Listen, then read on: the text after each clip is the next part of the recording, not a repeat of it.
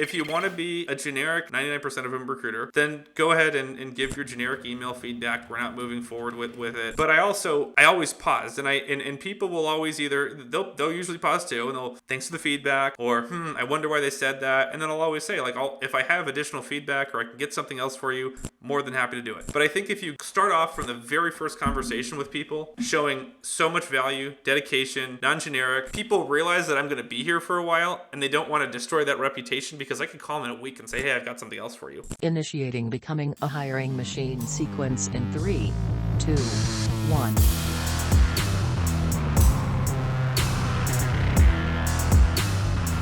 Hey everyone, it's Sam Keenly, and welcome back to Becoming a Hiring Machine. This is the show dedicated to fixing recruitment by going beyond saying what needs to change and instead teaches you how to make that change. Today, we've got a great interview ahead of us, but before we get into that, I want to tell you a little bit about the show. Essentially, we have shows within the show. Some days like today, we have interviews with industry thought leaders and others who are shaking up the space, while other days we cover things like trending topics. Stop by every Tuesday for a Tactical Tuesday episode where we go deep on how to do something that's going to help you drive better results in your day-to-day. And occasionally, you get a mic drop episode from Matt where he shares something he's been thinking about within the recruitment space and wants you to know. Now, as a reminder, if you like the content that we share here on the show, make sure that you subscribe for more. All right, for today's interview, we're going to talk about fundamental best practices. Oh, sexy, Sam. Cool. Can't wait to listen to this one next. Just kidding. All right, hang with me. So these principles have been around for decades in the recruitment industry, and for good reason. But we're also going to talk about how those fundamental best practices can be married with today's modern recruitment strategy. So here to join us for this is Nick Poloni, president of Cascadia Search Group, where he helps pharma and biotech organizations build dream teams and launch life-changing medicine. With a background in communications and a growing up in a family surrounded by recruitment and pharma, he took an old school proven recruitment principles and has modernized the approach. So pull out your pen and paper for this one. You're going to want to take notes. Let's jump in. Nick, welcome. Thank you. Appreciate you, Sam. Yeah. Oh yeah. So as we say, before people zone out like, oh, you're going to talk about fundamentals, this is why you have been so successful in your approach. Like, as we say, it's nothing groundbreaking. It's nothing crazy. But before we get into all that, let's talk a little bit about your journey to where you've gotten to today. So you mentioned that, you grew up in a family that was surrounded by recruitment and pharma. I grew up in a family that was surrounded by marketing and advertising. So I've kind of seen how that plays out, but tell me about how that's influenced just this path you've come up in.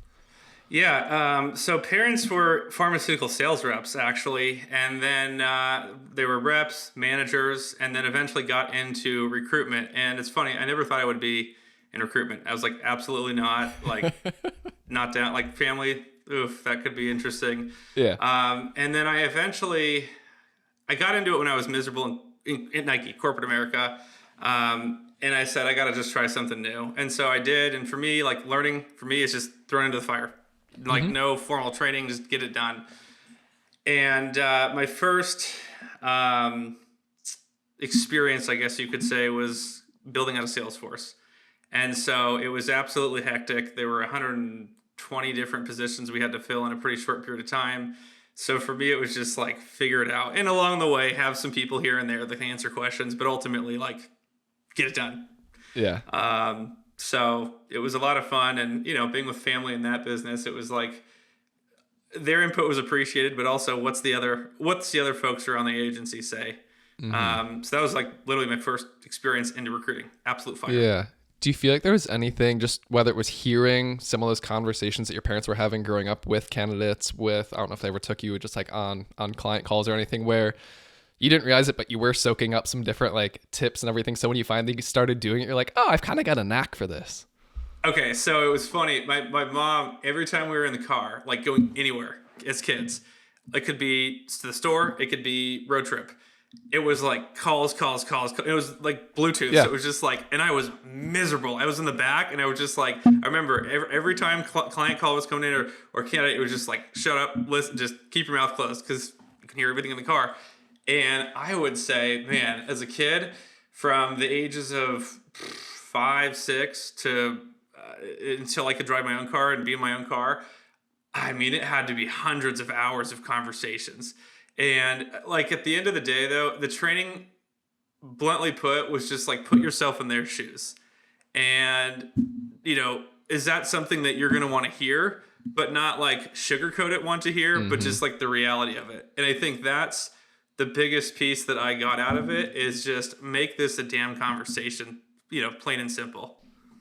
I like that. Okay. So you're slowly picking up on those little things just from the Yeah. nuance of it, being surrounded by, I feel like that is it's an underrated thing. I know sometimes where your parents work, that's the last thing that you want to do, but sometimes it also, it's being a sponge when you're young. You whether you like it or not, you are absorbing it. So, okay. You did touch on, I saw this in your resume, you worked at Nike. Some people are like, oh my God, that's a dream job. I'm literally reading Phil Knight's biography, again, or his memoir, Shoe Dog. And so, yeah, it's interesting how you talk about, corporate America there. And this isn't about like Nike. We're not talking about the brand itself and what you think about them. But yeah, like you had an interesting journey where you were in sales at Ryko. You worked at Nike doing some social media stuff. But yeah, what drew you back into the agency world, the smaller company world? How did, like, what, I guess, not realization, this is way too philosophical, but just like what awareness kind of came to you that had you coming back that way? I don't know. I'm weird sometimes, and I like to think outside the box, and I like to do things differently. And the bigger the company is, and not all cases, but a lot of cases, the more of the in the box thought you have to have. And if you want to think outside the box and do differently, it's like, we got to go through the process to change it. And for me, it was just like, I like to just get it done, now. And that way it's off my plate. But also, if it doesn't go well, let's try something different and see what ends up working well. And that environment was great because it taught me how companies operate. And that's who I work with at the end of the day. Like, that got me to realize, this is why it's not happening today. It's not a me thing. There has to be a formal process in order to get to wherever that destination is, or that goal is. And so, one could look at it in my shoes and say they were super negative and bad experiences. I don't look at it that way. I mean, they were great companies where I learned a lot. I was brand new in my career, not knowing what the hell I wanted to do for a hot second. And ultimately, I sat there and said, all right, here's the learning experiences I got out of these. And here's how I can take that moving forward, apply it to what I'm going to do now.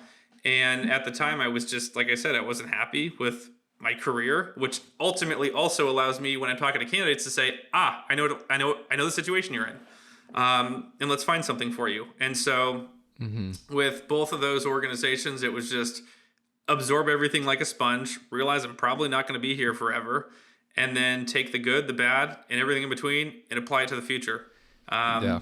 So where I'm at now. Yeah. And that's so important. I think so many people, you go to college and you're supposed to be figuring out, what occupation do I want to take in my life? And then you get out of college and it's like, okay, what company do I want to go work at? What industry? What size? And there almost is this, I've seen people that have been exposed to this by accident. This was myself. This is different peers I've worked with. But when you're forced to calibrate among different things, what industries do you want to work in, what sectors, and also like company size, that's such an important one. Do you want to have stability and work at a big company with a lot of process already in place, or do you like to do things differently? Do you like to test, to learn, to reiterate, and not have a lot of, just unknowns in front of you at a smaller company? So that's something that I don't think is really taught, but when you get to experience that, you do have this self-calibration where you quickly figure that out. And that's something that I tell a lot of people when they come to me for advice, like, what type of company should I go work for? I'm like, that's a you thing. Like, I can't tell, it's different for everyone. I can tell you, like, if it's a marketer, like, you enjoy marketing, I know you like marketing, stay in marketing, but go do it at a large publicly traded company, go do it at a startup, go do it at one other place, or I'm not saying go jump jobs or stuff, but like over your first 5 to 10 years, kind of feel that out, or go intern at one, audit one. Just, you don't have to have a full-time position, but get a feel for it. And that's going to tell you pretty quickly what you want to do. So I like that you had that as part of your journey and figuring out where you wanted to end up. Yeah, it was awesome. It was the learning experience, I think, that anybody can take from any job, whether you're, 1 year into your professional career or 20 or 30. Learn about the people you want to work with, the people you don't want to work with, things you want to do, things you don't want to do. Yeah. And that led you back to Cascadia. So for all our listeners, tell us about just a little bit about Cascadia, what you all do. Obviously, I give the 15-second pitch, but you can speak to it a heck of a lot better than I can. Yeah, so we're a small boutique biotech or recruiting agency who focuses in the biotech pharma world. So we focus within the biotech space right about where drugs are coming to market. pre-approval, and then you hire teams on just prior to, watch those, either the products are approved or they're not approved, and obviously with the goal that they are for the life-changing medicine that it ultimately benefits patients with. And so from there, we build out teams anywhere from marketing folks to sales folks to pretty much anything you can think of within a company as it pertains to a drug or pharmaceutical product. So it's been awesome. I've got to learn. I'm not a high science guy at all, but I've kind of been pushed into it and love it. It's cool to see how companies operate, why they make the moves they make, and ultimately, where patients come into this and how they're helped out in a tremendous way. And are you doing, how would you say your mix is, like perm placement, contingent, retained, kind of what's some of your different setups there? Yeah, so we do retained, we do perm, nothing on the contracting side. And our huge value proposition to clients is modernizing their approach, bringing them talent really, really fast, and accurate talent. We don't send over 85 resumes. Oh, 2 of them got an interview. Whoop-de-doo. Our value's not there. It's watered down. Yep. Yeah. So our big thing is you're going to see talent fast. You're going to see very curated talent to what you're looking for. And then we're going to help you make the decisions along the way of why you want the people you want, because nobody's perfect.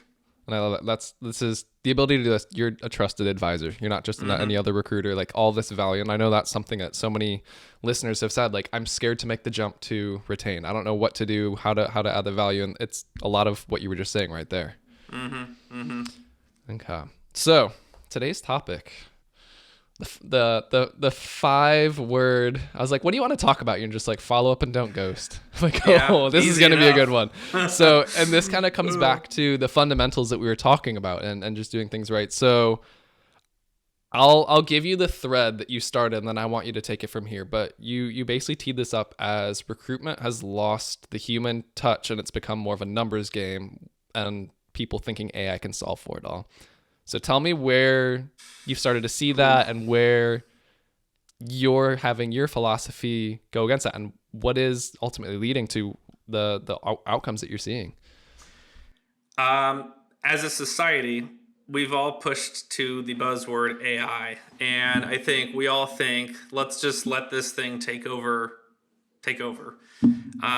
And I think it's very problematic, especially in the recruitment realm, to have that thought process, because you lose the touch of the candidate experience. And I'll do polls all the time on LinkedIn, and like the number one thing for people, if they're looking at a new job, some question around that is like culture and people and who you're going to work around. And a robot's not going to do that. And if a robot somehow has the ability to do that in the future, they're not like somebody you're going to work with and work for every single day. And so I think there's plenty of areas for there to be implementation of AI to modernize a lot of the ways we work, take over a lot of the mundane tasks, like in recruiting. Sourcing sucks. For a lot of people, it can take weeks, and then there's room for human error. Boom, we've got Loxo. It'll fill in so many of those gaps, and that honestly is the biggest piece from a recruitment perspective that slows us down. And it takes me off the phone, where I can, give that personal touch to people. It takes any other recruiter off the phone. And so let's have all of that done in like 15 minutes, and then I can start calling. I can start calling. And again, I think what I see with a lot of these companies is they're like, all right, let's just blanketly put AI and have it fix everything. And then I have candidates call me left and right, like probably 15 a week, if at least. It's like, I've got the perfect background. I've marketed a immunology product for the last 18 years, and I just applied for a role for a director of marketing in Humira, and I got an automated email at 2:47 in the morning saying, hey, thanks, but we're not interested. You're not a fit. And it's like, all right, clearly the AI is pretty stupid because they're a perfect fit. And A, terrible candidate experience. B, companies losing out on top talent. And C, the hiring manager too. And so then the role stays open, and it stays open longer and longer and longer. And so I think, where's that balance that, and we're trying to, companies are trying to find it right now. It's like, where is that balance of not too much, and where can we use it in our quote unquote process where it makes sense? And for us, I mean, that's our value proposition to companies. It's like, you've got tons of talent out there for sure, and through your portals and posting it, great. But the reality is, like, there's a bunch of people that aren't applying, and you're going to have to pay somebody a lot of money to go through 500, 600, 700 resumes, and then 90 of them aren't a fit. So 90% of what you're paying somebody to do is just kind of a waste of money to the company. Yeah. And that's a really interesting one that we keep seeing and hearing. Like, I'll scroll LinkedIn and I'll see these people like, oh, I can't get past the AI ATS bots. Yeah. Part of me wants to say, like, speaking from a company that has ATS, like, ATSs are not as smart as you think they are. Like, usually it's either, you might be missing. It's rarely comes down to like you didn't have the right keyword in your ATS. Yeah. It's usually someone is severely underpaid and not qualified, but is called a recruiter when in reality they're just doing admin work for a company, and just I don't know what they're looking for. They don't know what they're looking for, and that's ultimately what it comes down to. So yeah, I'm curious. Like, you just shared that experience where you've got perfect fit person applies for a role, they're automatically DQ'd or DQ'd by someone else, and then you look at this and you're just like, what are you talking about? They are absolutely perfect. So like, do you have I know this is a little bit different from the conversation we planned to have, but just curious, like, are you seeing more and more of this with the rise of easy apply, with like the increase in the numbers game? And like, I feel like that's such a opportunity for recruiters, but like, how do we navigate it? The easy apply now button is like the worst possible thing out there, because it's like the hiring manager's set on what they want in a lot of cases, or at least they're set on like 75% of what they want. You know, we can help kind of fill that gap. But at pharma, like, perfect example, I'm only recruiting people in pharma. Oftentimes within pharma, it's somebody who's got the function, say marketing, and even within that, they've had the therapeutic experience. And so when people have this easy apply now button, they're like, oh, I have a better chance of getting struck by lightning, but might as well just hit the easy apply now button, and maybe I'll get an interview and impress them. And it's like the hiring manager knows what he or she wants. They're not going to hire you for a job when you're coming from, marketing pizza at Papa Murphy's to now being in pharma. And I think what it's done is they're trying to make a better experience for the candidate, so they don't have to fill all these things out. But then it's also like, you're going to get flooded with talent. And then on the flip side, where that portal houses all that talent, like you said, those portals aren't as smart as you think they are. And half of them, you can't even search by keyword. And so it then creates this colossal mess. And it's either like pay somebody, contractor super cheap who doesn't know what they're looking for to go through 700 resumes and probably slip up on the 2 or 3 that are a fit in there, or pay somebody that's the hiring manager a lot of money, takes away their productivity of what they're doing on their day-to-day job. And then it's like, all right, they found the 2 or 3 people, but it took them 2 weeks to find them. Yeah. And so it's a double-edged sword. Yeah. The question that I've started to like to ask because they've given us this opportunity. You can have 1,000 candidates put in front of you. 990 of them are going to be terrible fit because they're coming in from inbound, and you still have to sort through all 1,000. Or you can go and put in the criteria that you want and do the work up front. Either way, you have to spend the time going through 1,000. You don't actually have to go through 1,000, but which pool would you rather play in? Why are you choosing to play in this pool over here with a lot of poor fit candidates? Like, this is what doing recruitment is. Like, you have to do the numbers. It's either spend the time up front, get the right people, have more good conversations, or don't spend the time up front and wonder why you can't find the right people and you're having poor conversations down the line. And then you come back over here when you realize that was a mistake you made in the first place. It's so simple. There's so many instances in life, and I think in the professional world, where all you have to do is set expectations and communicate. What do you want? Plain and simple. And I'm sure, at least in pharma, but I'm sure in every industry, you could set your parameters of this is what we're looking for. And usually it's like 3 or 4 bullet points. It's so simple. Like in pharma, you could say, got to have pharma experience, got to have marketing, got to have therapeutic experience. And then I'm sure there's a 4th kind of like extra credit one that would be nice. And it would eliminate so many pieces.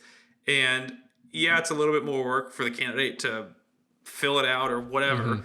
But if they're not going to spend 5 minutes filling out the, criteria sheet, they're not going to spend 5 minutes to interview prep. And then if they don't do that, they're not going to be a fit. Yeah. And so it's a mess. It's a mess out there right now. Yeah.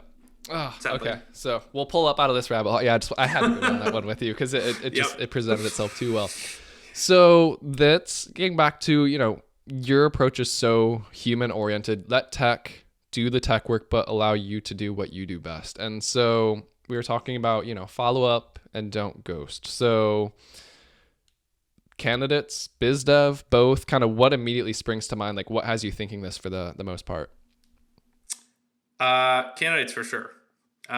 Biz dev, if anybody's reaching out to me and wants to have a chat, like, I'm all ears, but candidates especially, because they are when like a bad movie. If a bad movie happens, it's going to get out there, and then you're going to have more and more people go, don't see it, it sucks, move on. And I think with the candidate side of things, it's the same thing. If, like, there are companies out there that I know of that are just like, from a candidate's perspective, don't apply there, and it's a disaster, and it reflects like day one on from the time that they submit their profile all the way through. And I think the question from the HR side of things, who's busy, is at what point do they get a automated email to throughout that candidate interviewing? Do they deserve a phone call, a text, something a little bit more personal? And I think without a doubt, if they've been involved in the interview process and they've done well, but there's better candidates or whatever. I mean, like, people aren't always going to move forward. They deserve something other than a rejection, hey, you're not a fit, some super automated generic email. And I know it's a tough balance because legality issues, and you have the 1 out of a million candidates that comes back to the company and tries to sue them because they didn't like the response or whatever. But there's a lot of things you can tell them where you don't fall into that bucket and get yourself in trouble, but it also keeps the candidate experience positive. Mm-hmm. And I think, that's where it's difficult, is if they're, again, set expectations on the job description of what you're looking for. And if somebody applies to that, there's not going to be 500 applicants. Yeah. Like, and then it saves a lot of pieces in terms of, I don't know, any like rebuttals, I guess, to it. And that's why I always wonder. And that this is such a discrepancy between put yourself in the candidate's shoes versus being on you've got to send this out to 50, 100, 200 people, depending on where in the process you are. When you're in the candidate's shoes, like, well, why didn't I land this position, or why aren't I moving forward? Like, I want feedback, not so you can tell me why I didn't get fit, but like what I can work on. Is it my communication skills? 100%. Is it experience? Is it something else? Hiring manager side, organization side, well, historically, it's a data and technology thing. Like, how do you do that at scale unless it's one-on-one emails, going and looking at your notes, okay, typing that all out, sending it? Well, now we have tools that can go and pull that and basically do that if you wanted to personalize it. But yeah, so that other point is, well, I don't want to open that up and then have a conversation with them. I just want to, wipe my hands clean, be done with it, move on. But yeah, I think that's one of the toughest parts. Is it's almost like there's this just split in your brain where you have to, too many recruiters or organizations separate themselves from that experience, not realizing what's the long-term impact. What does this mean for word of mouth? For like, did you just become that blacklisted company that everyone's like, don't go and apply there, it's not worth it? So yeah, I guess from your side, how are you helping hiring organizations overcome that? Are you bridging the gap by passing that feedback to candidates, or like, what are you seeing there as the opportunity? I mean, in most cases, we do that. Occasionally, let's say it's a senior level executive role and candidate gets to the final rounds. I'll always call, because it's, that's just my nature. I'm working with this recruiter who's been prepping me. We've been having close dialogue, personal conversations. Like, I'm a part of your journey. I owe you a response. But then on the flip side, in most cases, you have, like, if you're making it down to final rounds, you're hitting it off with a hiring manager. And I find the really good ones, which are most of them out there, like, they say, when should I call them? I want to give them a call. And when people that are senior leaders in pharma biotech who have incredibly busy schedules, working more than 12 hours a day, tell me that they have the time to call the candidate, like, and it's most of them, and then the 1 out of 100 comes and says that they don't, whatever, at least I'm able to give them that feedback. But then it also tells me one thing, and it's like, you have the time. You do have that, because on average, it takes me a minute to 2 or 3 minutes. And oftentimes the feedback is something, and I like to give that feedback as well. I put myself in their shoes. There's something that I did or I didn't get the job. And oftentimes it's probably something I can work on and do better. Maybe it's, more detailed answers. Maybe it's don't ramble on so much, something I'm not good at. Or maybe it's something as simple as just like, you didn't have the therapeutic experience they thought you had, and we have somebody else that's got 15 years in the space. Nothing you can do there. I want to get tactical with you on that. So yeah. I think this is a lot of things people are scared of, because some people how are they going to take this on the phone? Are they going to snap? Are they going to go off on me? Or do I give them an email heads up, say like, hey, I want to chat with you. Does 3:45 at this time sound good? Like, what is you've got a candidate who you know you have to deliver, you're not advancing news to. Later stage, how are you going about that? I just call them out of the blue. Okay. And I find that the way you can stop, most of the people don't snap. I've had maybe one out of, I don't know, thousands who have ever snapped. And it was a person that was never a fit for the job anyway, because the feedback first rounds was they showed up in a freaking hoodie. MBA school graduate, like they had a very good profile. Yeah. Red flagged him, never put him in front of a company ever again. You show up in a freaking hoodie. Like in this industry, everybody is very, very, very buttoned up. Yep. So that to me goes, if you have the audacity to do, and surprise, surprise, they didn't like the feedback. They found the hiring manager's personal email and emailed them that. And I was a little bit mind blown because I'm like, you might want to be a recruiter. I would never hire you for my firm. But the fact that you found it, Good on you. Good on you. Hey. But when it comes to people, like 99% of people appreciate the feedback and they're surprised that I'm even calling them for feedback. And then whenever it's something relatively specific and not generic, like, hey, you're not moving forward, like they appreciate it. And so I think a lot of recruiters make assumptions. Again, assumptions are just, I get why people have them, but also realize that there are going to be people that are appreciative of the feedback. And if they go off on you and they're, you know, why this, why that? Like, look, don't kill the messenger. I called you, I prepped you, I got you in front of him. You know, it's up to you at that point to do the rest, is the way I look at it. And I don't tell people that because I never have people blow up on me. Yeah. But advice that I would give recruiters who feel a little bit like on edge with doing that, that's what's going to make or break you. And if you want to be a generic 99% recruiter, 99% of them recruiter, then go ahead and give your generic email feedback. We're not moving forward with it. But I always pause, and people will always either, they'll usually pause too, and they'll, thanks for the feedback, or I wonder why they said that. And then I'll always say, like, if I have additional feedback or I can get something else for you, more than happy to do it. But I think if you start off from the very first conversation with people, showing so much value, dedication, non-generic, like people realize that I'm going to be here for a while and they don't want to destroy that reputation, because I could call them in a week and say, hey, I've got something else for you. And most people recognize that, like, they're a great fit. It just may not be for this role. It just may not be for this team.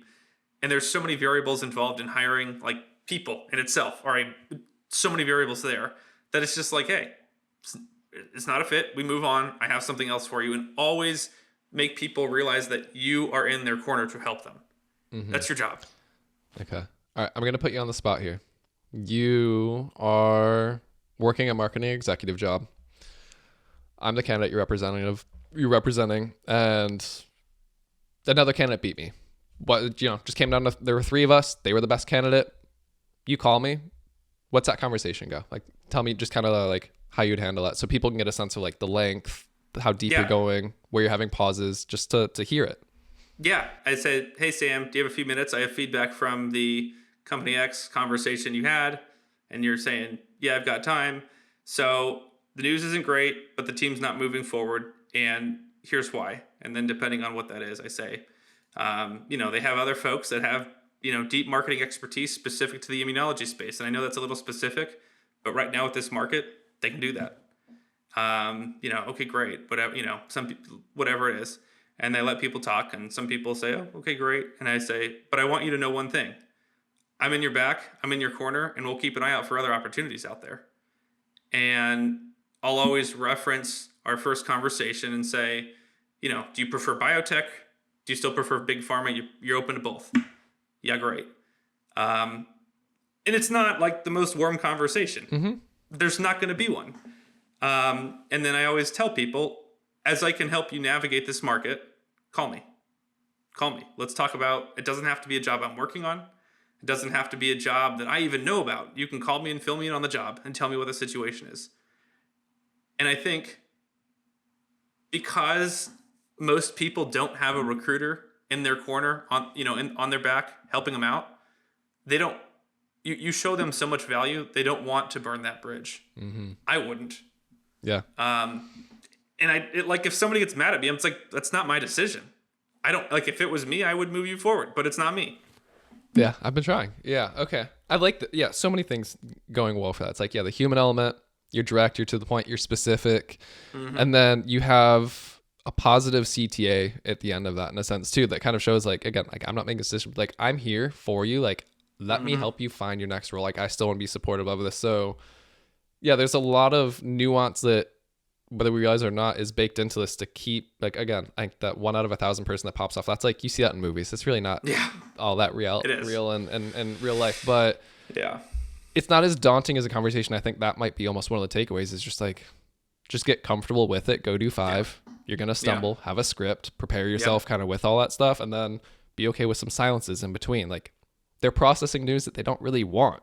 So don't try to like force your way through it. If you're awkward and high strung, they're going to be high strung with it too. Yeah. I think that I try not to deliver updates on Friday, because Friday's the weekend. It's like, don't want to ruin 2 days. Number one, and if somebody calls me on a Friday and says, do you have feedback? I will give it. I'm going to give it when they call. But in most cases, I try to deliver it on a Monday, just because it's like, it sucks, period. It's the worst part of my job. If you ask me what's the worst part about my job, it's delivering feedback that's not positive. And the harsh reality is, if I have 3 candidates, like you said, 3 or 4, most of my job is delivering bad feedback. I only get to deliver good feedback to one person. And if, the one that's getting the offer. And so, I think most people that I've worked with would say, like from a candidate's perspective, would say that I try to make the interview from a candidate and hiring from a hiring manager's like job easier and better. And when they talk to me on the phone, like, they're excited, because candidates don't wake up in the morning and go, I can't wait to go through 7 rounds of interviews. This is going to be the best day ever. Like, that sucks. Especially in today's market. Yeah. And hiring managers are not waking up saying, oh, I'm so excited to interview these 3 or 4 candidates. No. Like, they're thinking about the stuff that's already on their plate that they have to do out of the day on top of that. So bingo. Okay. So that covers, just like real, honest, helpful feedback. So let's move over to some of the things that you're seeing where it's just what was it? You saw that like so many candidates were getting ghosted. Oh, I forgot. You said something like 5 times. Was it a candidate was calling recruiters 5 times? Recruiters call. What was the?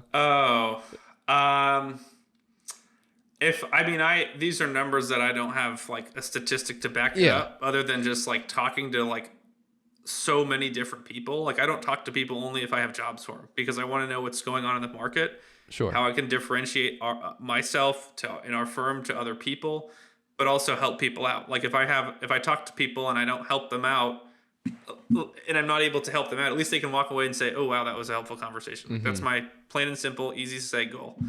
But if I had to guess, I have posts go viral on LinkedIn because of ghosting. And to me, it's like, that sucks, but that's also like very relatable to a lot of people. And if at least give people the generic email to say you're not moving forward, so they can take it out of their head and move on. But it's like, people are not even getting that. I talked to to give you an idea of like how bad this is, a competing firm that we work against, like the candidates that were in the interview process with the company, but meaning the pharma company, but the competing firm who was representing them was ghosting the candidates. They were trying to get reimbursed for like the travel, because they had to travel to a specific location for interviews. This lady sends me like a 5-paragraph email about how bad the process is. And if it's that bad, like to send that to a random recruiter event, like that's bad. And so I took initiative to say, hey, look, this is who you hired. You've contracted with them, do your thing. But you have like 3 or 4 people that have outstanding like $700-800 checks from flights. And if they don't have a job, it's probably not something they're looking to be like waiting on. And she was telling me it's been like 30 days. Like, that's insane. And that reflects back on the hiring organization, because Bingo. not every candidate knows either that the recruiter is a separate entity legally Yes. from them, but there's that dotted line. So I reached out to the CEO, and she was paid in 48 hours. But the point of the story is that shouldn't need to happen. And if it can happen in 48 hours for her to be reimbursed, 30 days is like absolutely insane. Yeah. And so, and it's like, I mean, ghosting from interview feedback, which I know a lot of recruiters don't like to do, but like ghosting on another level of, hey, I flew, I interviewed, I'm going to stop asking you for feedback at this point because clearly you're not getting it, but I just need to be reimbursed for my travel. Like that is next level. Yeah. And so Sad. this goes beyond normal 9-to-5 responsibilities. And you made an analogy that I really liked, and that the most successful recruiters operate more like realtors than your Yes. standard 9-to-5er. So tell me more about that. Super good example is real. Like we're very similar to realtors, and it's ironic because we just bought and sold a house with a realtor, and we used two different ones because the one that we sold the house with sucked, and the one that we bought the house with was amazing, and it was all in the same time period. And what made the one amazing? Because I don't want to talk negative. What made the one amazing in which we bought the house with? Like he was so thorough. He was like anything you have questions with, I will answer them, including the house that we were selling that he's not licensed to sell in the state of Oregon for. And so for me, I'm sitting there going, if I can help somebody out with a job and I'm not representing them, I know a lot about the space and I can take that knowledge and do good with it. And I think that was number one with him. And then number two was, we were eager. We wanted the keys to the house. And it was like a Friday. Banks are finalizing things on Friday. Is it going to get closed? It was like 6 o'clock. And the guy's like, you know what? It's coming through. We got a notification from the bank. It's not formal, but you can at least put your stuff in the garage. And it wasn't, he could have been checked out at 4 o'clock. Probably wanted to be. And he knew he has some eager, possible homeowners there. And the guy just did everything right. And it was from the way he communicates to the transparency to just like, and I'm cool with transparency. If it's not going to work, it's not going to work. At least just tell me on a Friday, hey, it's not going to work. Go have fun on the weekend, do whatever. And then we'll be talking Monday. But it was just like the way I think the way people communicate is big. Like I'm huge on that. And it's like, just be transparent because people can, a lot of people, like when I first got into this, I was just like, oh shoot, like I have to be like, make up some story or like sugarcoat it. But like that always backfires on people. And I never really did it a whole heck of a lot, but it was like, when I would talk to peers within recruitment that were in other industries, like that was one of the first pieces of information that I got from a lot of them of like what not to do. Is just say it how it is. And sometimes you need to, like a hiring manager says something and you're like, whoa, dude, you can't say it like that, but you can translate that into a way where you're still transparent and you're still giving the feedback and it's on a timely manner. So with the realtor thing and the analogy, back to that, it's just like, it's a career change is huge in people's lives. Buying a house where you live is a big thing in people's lives that impacts them, 24/7 basically. And so I think I looked at that experience and said, here's what we appreciated about that experience, and here's what was incredibly frustrating. And in some cases, like the realtor when we were selling the house wouldn't get back to us for like 3 or 4 days. And the irony is, it was like feedback. Hey, at some point it was like, I don't know, like the 15th showing, and we were just like, what's the feedback? What's the feedback? And it's the same thing with like a job interview. Like, hey, what's the feedback? Yeah. And it was just like, it was just like, when it happens, every day that goes by, it like feels like it's like a week, and you're just like, what's going on? And we had like very little communication. Yeah. And the longer that it goes, realtor, recruiter, the more that person's wondering, like, did I pick the right person to represent me to go through this 100%. process? So that also comes through. But one other thing with this analogy that I really like too is buying a house, big financial decision. What your next job is, big financial decision. When you're doing the most work to sort through, what do we want? Like house size, what type of company do I want to go to work at? Like these are things that you're not doing during your normal work hours of 9 to 5. Like I need dedicated time. I can't just figure this out in 5 minutes between a call, or like I have to be working to do all that. So when you're doing that is outside your 9 to 5. And that means like, that's why the realtors are typically responsive at 6, 7 at night, because they know that's when you're sitting down, evaluating the market, looking at other jobs. So that's the other part of it is, if you're a recruiter and you're only working during your 9 to 5, your time window, like you're playing tag every day with one email back and forth. That's way too slow. Yeah, that's not going to work, and they're not going to feel invested in either. No, speed kills in this industry. Like it will set you apart. And it's not like I'm sitting on the couch responding to an email that takes me 5 minutes. I'm not like, oh my gosh, I have to be sitting here working for 3 hours from 6 p.m. to 9 p.m. at night. And sometimes I do have those days, and it is fine because I like what I do. Now, if I was miserable, I'm sure everybody would feel this way with any job.